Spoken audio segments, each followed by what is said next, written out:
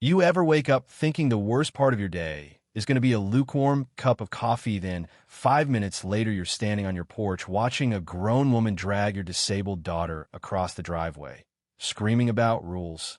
Yeah, that happened. Now, let me back up a sec, because trust me, you're going to want the whole story, especially since that woman had no clue she just assaulted the daughter of the state attorney general. Some folks picked the wrong hill to die on. That morning looked normal enough. Sun barely up, air already thick with humidity, yellow school bus rumbling to a stop at 7:45 sharp, just like it always did since Sophie started third grade. She was easy to spot, tiny, with this wild brown hair and a pink backpack, leg braces shining in the sun as she made her careful way down those big bus steps. Sophie's only 8, but after what she's been through, her dad dying overseas, a drunk driver smashing into us, and putting her in those braces, well, she's tougher than most adults I know.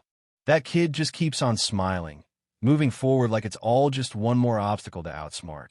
Usually, the neighborhood's quiet, sleepy. Mr.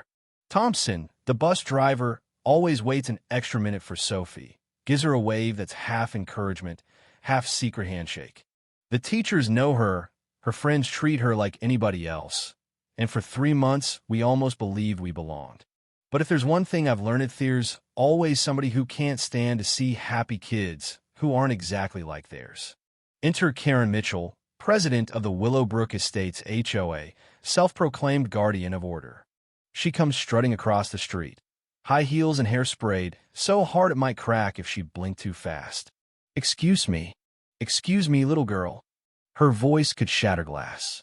Sophie stops, turns, holding her backpack tighter, polite but confused.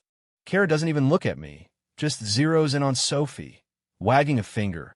"Your bus is violating HOA regulations, Section 12B. Commercial vehicles can't idle on residential streets, and you're slowing down the whole neighborhood. Maybe you should find another way to school if you can't keep up with the normal kids." I felt the anger shoot up my spine, but I stayed on that porch, watching. Sophie stood her ground, soft voice steady. I try to be fast, but my legs don't work like the other kids. Karen rolled her eyes. "Not my problem. Rules are rules." And then she grabbed Sophie's arm, hard, yanking her toward the bus. "Move faster. You're making everyone late." Sophie stumbled, tears on her cheeks, gasping, "Stop, you're hurting me." Let me tell you, I was off that porch so fast, I nearly tore the screen door off the hinges. "Get your hands off my daughter," I shouted, loud enough for half the block to hear. Karen whirled around, hands still tight on Sophie, looking more annoyed than ashamed, like she expected me to thank her for being so helpful. "You need to teach your child proper etiquette. Her special accommodations are disrupting the whole community." I peeled her hand off Sophie's arm, pulled my daughter close, her little body shaking. "Ma'am, you just assaulted a disabled child. I suggest you walk away now."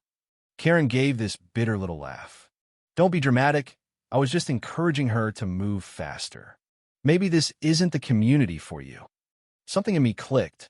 All those years as a prosecutor, all the cases I'd built against bullies in suits and bigots in uniforms, I'd never wanted justice more. "What's your name?" I asked, calm as could be. "Karen Mitchell, HOA president. And I'll be filing a complaint against you." I smiled. "Thank you, Ms. Mitchell. I'll remember that." After Sophie was safe at school, extra hugs, a shaky smile, Mr. Thompson promising to watch out for her, I sat down in my home office and started digging.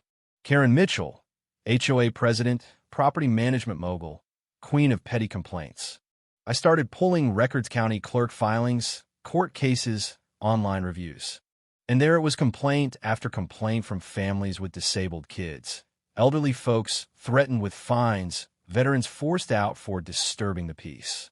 Karen had a habit: she targeted people who couldn't fight back. But this time, she picked the wrong family. I called everyone: FBI Civil Rights Division, DOJ, State Human Rights Commission, journalists who specialized in HOA abuse. By nightfall, there were more investigations open than Karen's lawyer could count on both hands. The next morning, Sophie's scared, peeking through the blinds. Worried Karen will be waiting. "Did I do something wrong?" she asks. My heart cracks, but I kneel down, promise her, "You did nothing wrong." Some people just forget how to be kind. I walk her to the bus myself. Karen stands in her yard, pretending to water the roses, but she's watching, and I give her a look that could freeze lava. By noon, 2 FBI agents show up at my office, Sarah Chin and Mike Rodriguez. They've been building a case against Karen's company for months. We heard what happened, Sarah says. Can we get your statement and Sophie's account? I agree. They tell me they've got evidence, 17 cases in 4 counties, but most victims were too scared or broke to fight. Let's work together, I say, and for the first time in 24 hours, I almost feel hope. Karen's world unravels quick. That week, the HOA board, finally sick of Karen's nonsense, calls a surprise meeting. I show up, sit quietly in the back, legal pad ready. Jennifer Walsh, another board member, stands up. We have to talk about discrimination and legal liability under Karen's leadership. She lists the fines, the threats, the family's run out. What about grabbing a child at the bus stop? Someone calls out, and suddenly every head turns to me. I stand slow. Yeah, I'd like to know where the HOA stands on physically dragging disabled kids. Karen goes pale. You can't prove anything, she stammers. Actually, I say, holding on my phone, the doorbell camera caught everything. Want me to play it? The room goes silent. I add, as State Attorney General, I'm required to inform you that MS Mitchell is under investigation by the FBI, DOJ, and my office for systematic civil rights violations. There are audible gasps. That night, the board votes Karen out unanimously. The next morning, news vans crowd the street. Local reporters on the lawn. Video goes viral. HOA president caught on tape dragging a disabled girl, shouting slurs. By noon, the federal indictments on my desk, 16 counts, civil rights violations, conspiracy, abuse of power. The governor calls. Are we throwing the book at her? I laugh. Sir, we're throwing the whole law library. 6 months later, Karen's trial is a circus. She's got fancy lawyers, but it's hopeless. 17 families testify, stories of threats, fines, forced moves. Sophie testifies via a video, small voice, steady, describing how Karen grabbed her, how it hurt. Not a dry eye in the courtroom. Medical experts, psychologists, all agree Karen's actions were cruel, dangerous, deliberate. The jury doesn't even take 2 hours. Guilty. 5 years in federal prison. 3 years supervised release. $2.3 million in damages. Her company's dissolved. But here's the thing about justice sites, not always about prison sentences. The real win? 6 months after the verdict, Jennifer calls. We've renamed the community center in honor of Sophie. I choke up.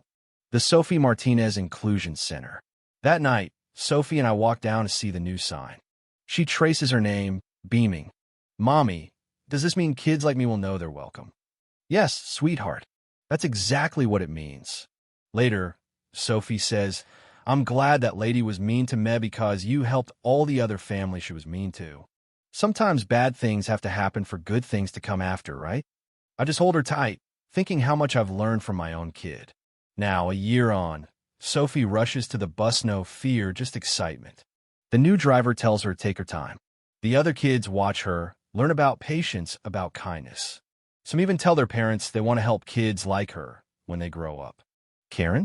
Still in federal prison. She sent a letter, pages of excuses and self-pity. I tossed it. Some people never learn, but the rules have changed now. Federal reforms, stronger protections, clearer consequences for HOA abuse. Yesterday, Sophie brought home a drawing, kids of all kinds, laughing together. Friends come in all different ways. I put it on my office wall, next to my law degree. Because sometimes the most important victories aren't the ones in court theory, the ones that make a kid feel safe or teach a community what real strength looks like. So tell me, hen, you see a bully picking on someone who's different. What will you do? Does justice mean protecting rules or protecting people? Drop your thoughts in the comments. Let's talk about what real community looks like.